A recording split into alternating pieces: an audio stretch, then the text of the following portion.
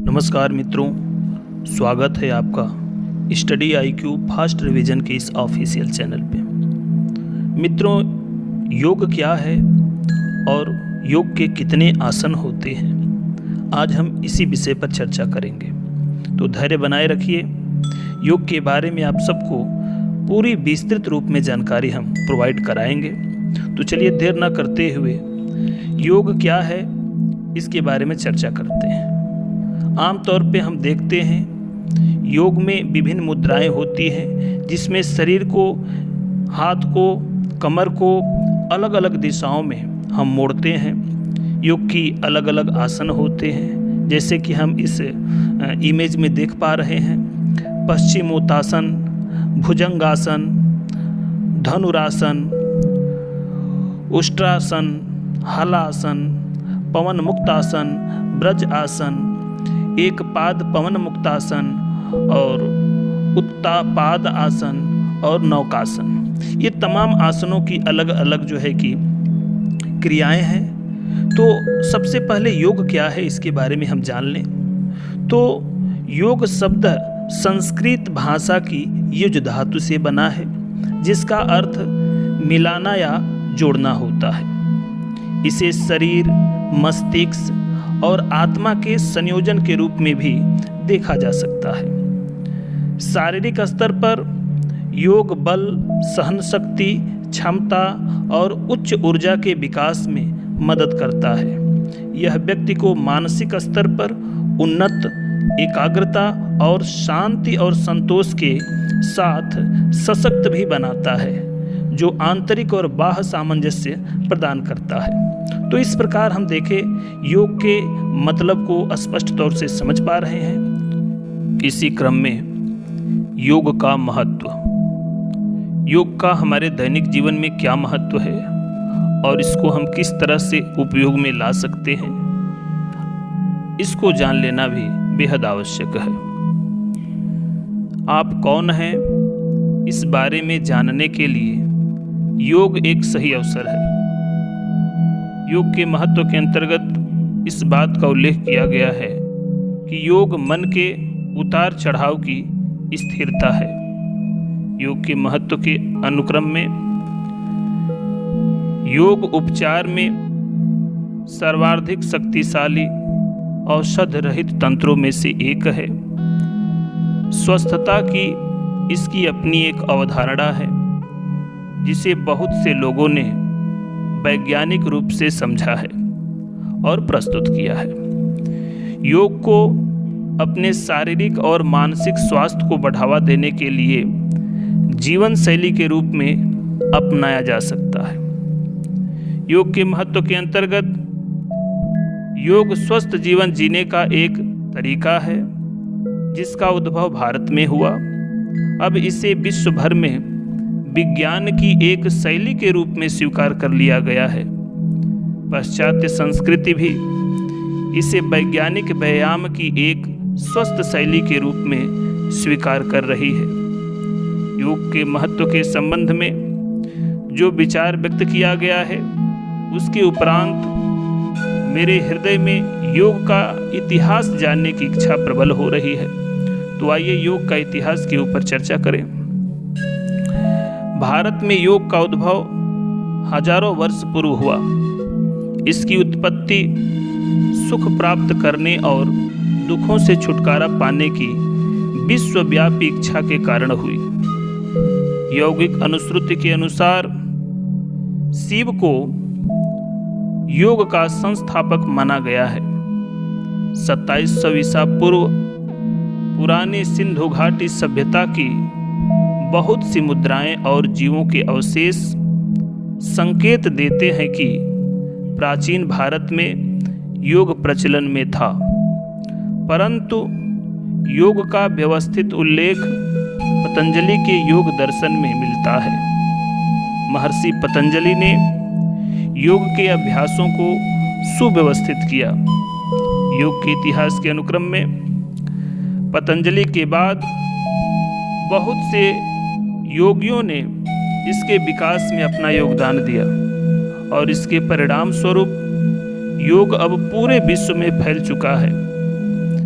इसी क्रम में 11 दिसंबर सन 2014 को संयुक्त राष्ट्र महासभा ने 193 सदस्यों की सहमति से 21 जून को अंतर्राष्ट्रीय योग दिवस के रूप में मनाने का प्रस्ताव पारित किया। इस प्रकार हमने योग का संक्षिप्त इतिहास देख लिया। अब योग यानी यौगिक अभ्यास के क्या उद्देश्य हैं, यह जानना भी हमारे लिए बेहद आवश्यक है। तो आइए इस पर चर्चा करते हैं। यौगिक अभ्यास के क्या उद्देश्य हैं?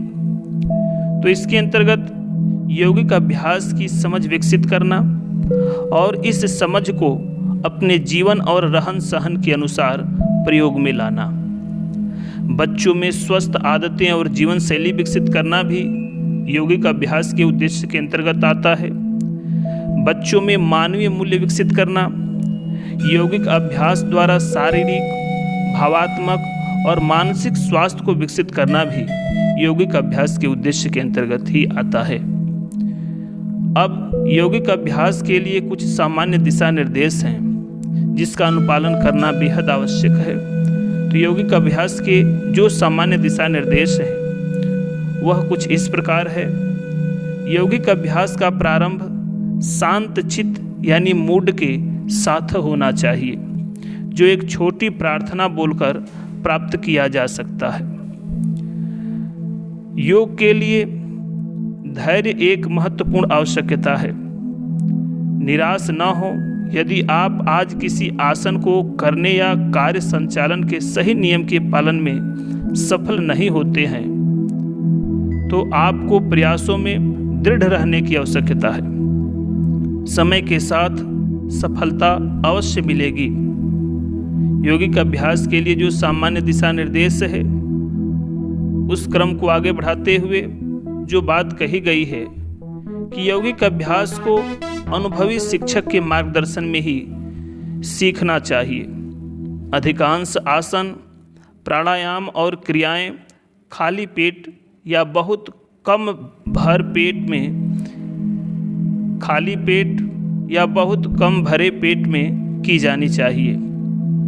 इन अभ्यासों को शुरू करने से पूर्व मूत्राशय और आंतें खाली कर लेने चाहिए। योगाभ्यास के लिए सुबह का समय सबसे अच्छा होता है, परंतु इसे दोपहर के खाने के 3 घंटे बाद शाम को खाली पेट के साथ भी किया जा सकता है। यौगिक अभ्यास के लिए जो सामान्य दिशा निर्देश दिए गए हैं उसके अनुक्रम में योग को जल्दीबाजी में या फिर जब आप थके हों नहीं करना चाहिए। यौगिक अभ्यास के लिए एक अच्छा, हवादार, साफ, विघ्न रहित स्थान चुनें। योगाभ्यास कठोर सतह पर नहीं करनी चाहिए।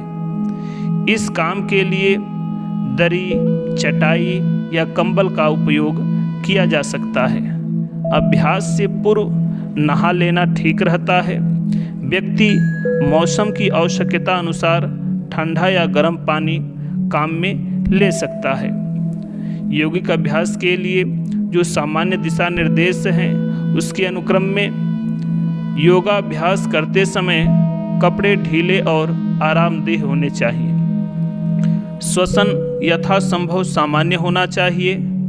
इसमें तब तक परिवर्तन नहीं किया जा सकता जब तक कि ऐसा करने के लिए विशेष रूप से न कहा जाए। योगाभ्यास की सीमाएं होती हैं। यदि आप किसी समस्या या पुराने रोग से पीड़ित हैं तो इस बारे में योगाभ्यास शुरू करने से पूर्व अपने शिक्षक को अवश्य सूचित कर दें। योगाभ्यास के लिए जो सामान्य दिशा निर्देश हैं उसके अनुक्रम में यौगिक क्रियाओं को एक बार विद्यालय में ठीक से सीखने के बाद घर पर स्वयं किया जा सकता है।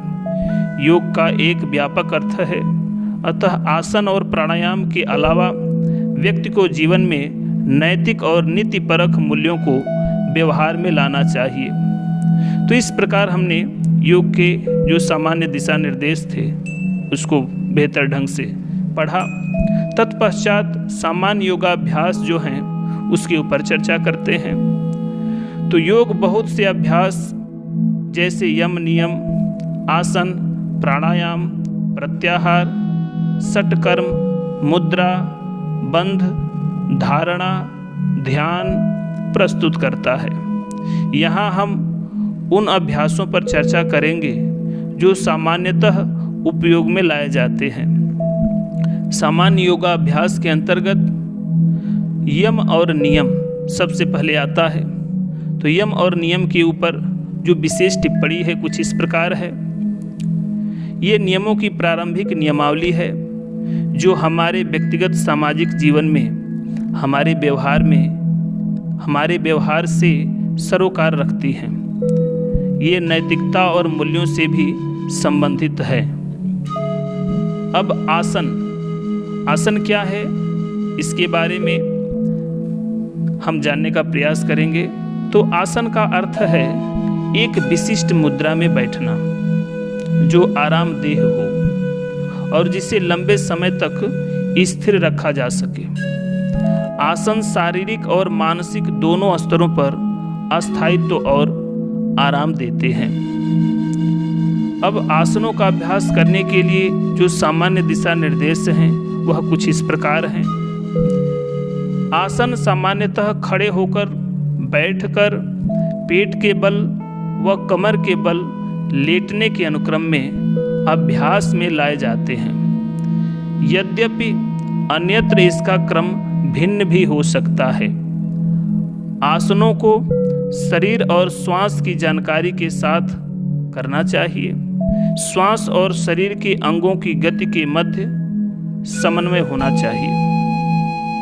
जो आसनों का अभ्यास करने के लिए जो दिशा निर्देश हैं उसी अनुक्रम में सामान्य नियम के रूप में शरीर के किसी भाग को ऊपर उठाते समय श्वास अंदर भरें और नीचे लाते समय श्वास बाहर छोड़ें। अभ्यास करने वाले को सभी निर्देशों का पालन ईमानदारी से करना चाहिए और उन्हें पूरे ध्यान के साथ अभ्यास करना चाहिए। अंतिम स्थिति चरणबद्ध तरीके से प्राप्त करनी चाहिए और शरीर के भीतर आंतरिक सजगता से उसे बंद आँखों के साथ बनाए रखना चाहिए।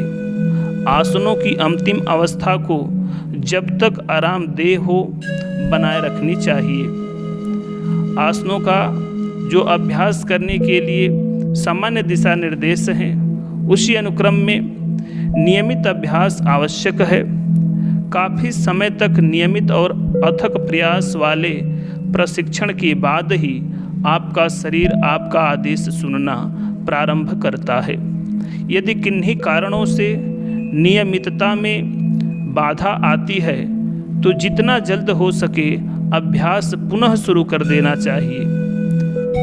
इस प्रकार अभ्यास के लिए जो सामान्य दिशा निर्देश थे उसके उपरांत एक नया टॉपिक आता है प्राणायाम। बहुत चर्चा में रहता है यह टॉपिक। तो प्राणायाम क्या है इसके ऊपर हम चर्चा करते हैं। तो प्राणायाम में श्वसन की तकनीक है जो श्वास या श्वसन प्रक्रिया के नियंत्रण से संबंधित है। प्राणायाम में श्वसन की तकनीक है जो श्वास या श्वसन प्रक्रिया के नियंत्रण से संबंधित है। प्राणायाम प्रचलित रूप में यौगिक श्वसन कहलाता है जिसमें हमारे श्वसन प्रतिरूप का ऐच्छिक नियंत्रण है। प्राणायाम श्वसन तंत्र के स्वास्थ्य को प्रभावित करता है जो व्यक्ति द्वारा श्वास के माध्यम से ली गई आयु की गुणवत्ता और मात्रा पर निर्भर करता है। यह श्वसन की लय और पूर्णता पर भी निर्भर करता है। प्राणायाम के संबंध में जो बातें आगे कही गई है वह इस प्रकार है।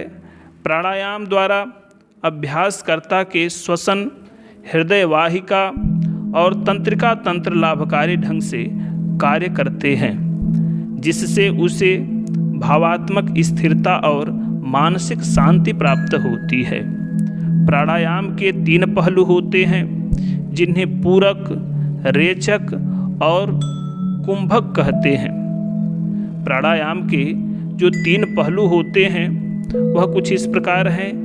नंबर 1 पूरक, नंबर 2 रेचक और नंबर 3 कुंभक।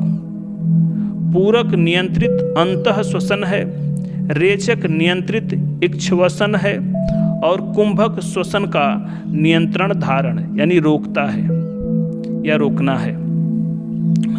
अब प्राणायाम करने हेतु जो सामान्य दिशा निर्देश हैं वह भी जान लेना हम सबके लिए बेहद आवश्यक है। तो जो सामान्य दिशा निर्देश है वह कुछ इस प्रकार है। प्राणायाम यथासंभव आसन करने के बाद करना चाहिए। शीतली और शीतकारी के सिवाय प्राणायाम में श्वसन नाक द्वारा ही करना चाहिए। प्राणायाम करते समय चेहरे की मांसपेशियों, आँखों, कानों, गर्दन, कंधों या शरीर के किसी अन्य भाग में तनाव नहीं होना चाहिए। प्राणायाम करते समय आंखें बंद रहनी चाहिए। प्राणायाम के लिए जो सामान्य दिशा निर्देश है उस अनुक्रम में प्रारंभ में व्यक्ति को श्वसन को सामान्य प्रवाह के बारे में सजग रहना चाहिए। श्वसन और उच्छ्वसन को धीरे धीरे लंबा करें। श्वसन पर ध्यान देते समय अपने पेट की स्थिति को देखें जो श्वास अंदर भरते समय फूलता है और श्वास छोड़ते समय अंदर जाता है। प्रारंभिक अवस्था में व्यक्ति को 1:2 का श्वसन अनुपात बनाए रखना चाहिए। धीरे धीरे सीखना चाहिए, जिसका अर्थ है उच्छ्वसन का समय अंतः श्वसन के समय से 2 गुना होना चाहिए, परंतु प्राणायाम करते समय ऊपर वर्णित आदर्श अनुपात पाने की जल्दी न करें। अब अगला टॉपिक है प्रत्याहार।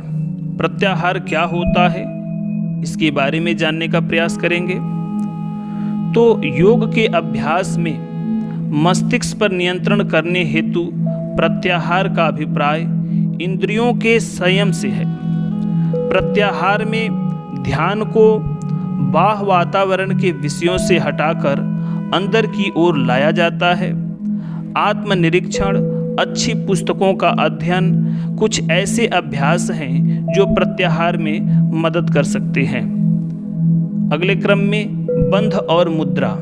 बंध और मुद्रा क्या है इसके बारे में जानने का प्रयास करते हैं।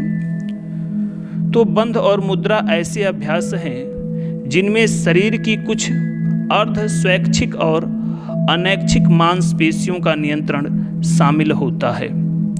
ये अभ्यास स्वैच्छिक नियंत्रण बढ़ाते हैं और आंतरिक अंगों को स्वस्थ बनाते हैं।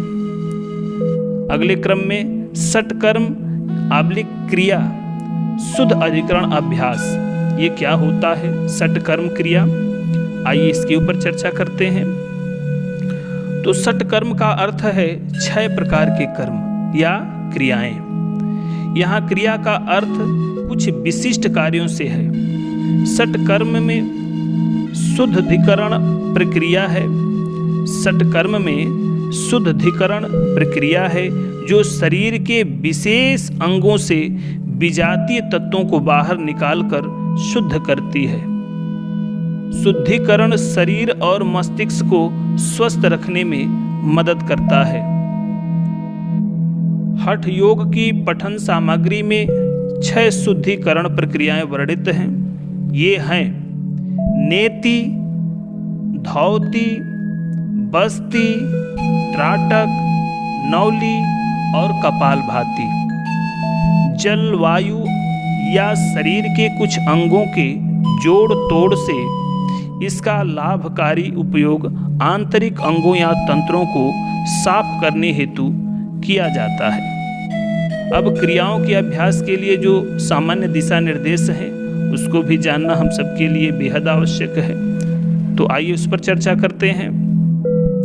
तो क्रियाएं खाली पेट करनी चाहिए, अतः बेहतर है कि इन्हें प्रातः काल किया जाए। क्रियाएं किसी विशेषज्ञ की देखरेख में की जानी चाहिए।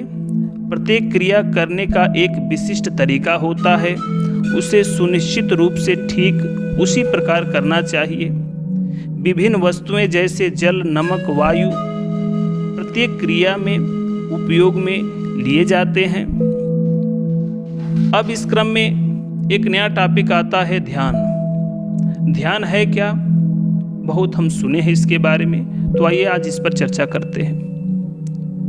ध्यान एक अभ्यास है जो शरीर तथा मन को एकाग्रचित करने में सहायता करता है।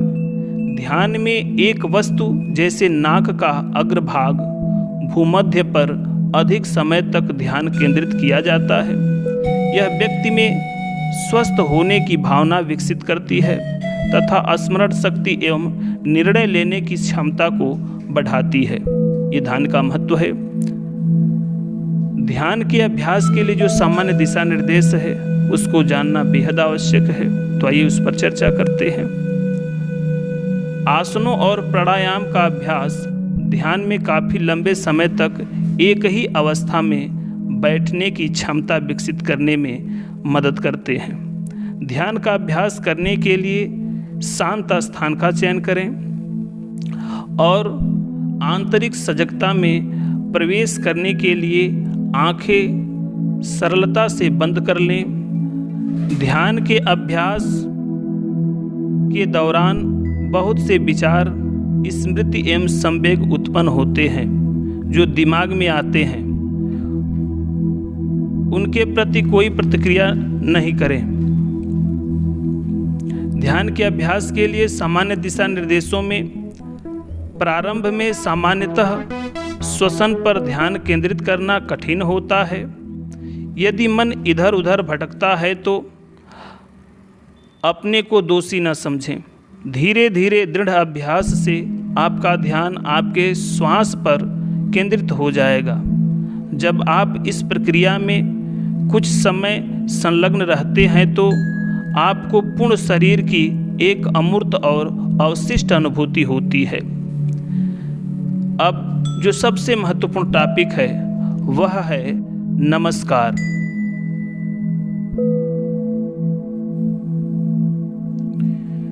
सूर्य नमस्कार जो आज बेहद खास योगों में से एक है, इसके बारे में हम चर्चा करते हैं। तो सूर्य नमस्कार मुख्य रूप से विशिष्ट शारीरिक आकृतियों के माध्यम से सूर्य का अभिवादन करना है। सूर्य नमस्कार 12 शारीरिक स्थितियों की श्रृंखला है। ये स्थितियां विभिन्न पेशियों और मेरुदंड को खींचती हैं और पूरे शरीर को लचीला बनाती हैं। तो आइए नीचे दिए गए चरणों का अनुसरण करते हुए सूर्य नमस्कार करें। सूर्य नमस्कार के जो प्राथमिक चरण हैं वह कुछ इस प्रकार हैं। सबसे पहले पैरों को एक दूसरे के साथ मिलाते हुए सीधे खड़े हो जाएं। हथेलियों को छाती के सामने नमस्कार स्थिति में एक दूसरे से मिलाएं। इस स्थिति में कुछ सेकेंड रहें। जैसा कि आप सूर्य नमस्कार के इस मानचित्र में देख पा रहे हैं, ये 12 स्थितियां हैं सूर्य नमस्कार की। 12 पोजीशनों में सबसे पहला पोजीशन आपको मानचित्र में दिखाई दे रहा है।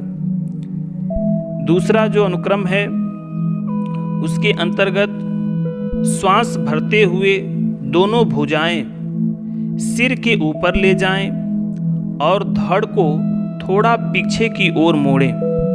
इस स्थिति में कुछ सेकेंड रहें। जो तीसरी स्थिति है उसके ऊपर चर्चा करते हैं। तो श्वास छोड़ते हुए भुजाओं को कानों की बगल में रखते हुए कमर से आगे की ओर झुकें। दोनों हथेलियां पांवों के दोनों तरफ फर्श को छुएं और माथा घुटनों के साथ लगा होना चाहिए। इस स्थिति में कुछ सेकेंड रहें। अब अगली स्थिति सूर्य नमस्कार की क्या है इसको जान लेते हैं।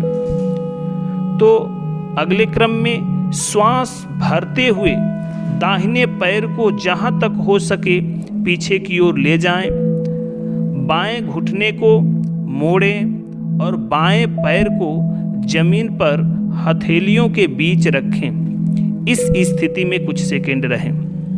जो अगला स्थिति है उसको जान लेते हैं। तो अगले क्रम में श्वास छोड़ते हुए दाएं पैर को वापस बाएं पैर के साथ मिलाने के लिए ले आएं, साथ साथ नितंब को ऊपर उठाएं और सिर को नीचे भुजाओं के मध्य ले जाएं, ताकि शरीर फर्श के साथ एक त्रिकोण बना ले। भूमि पर एड़ियों को समतल रखने का प्रयास करें। इस स्थिति में कुछ सेकंड रहें। अब जो अगली स्थिति है उसको जान लेते हैं। तो सामान्य श्वसन के साथ धीरे धीरे घुटने, छाती और थोड़ी फर्श को छूनी चाहिए।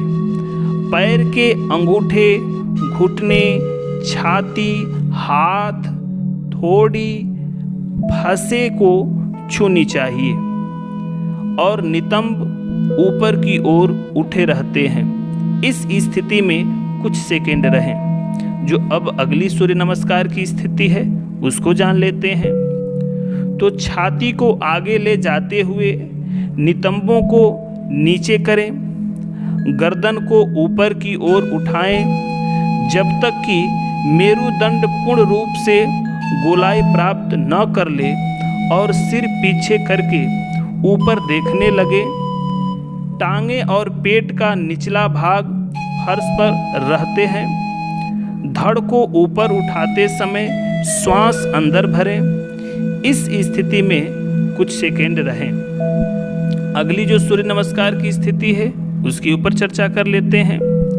तो श्वास छोड़ते हुए हथेलियों को समतल रखते हुए धड़ को नीचे ले जाएं।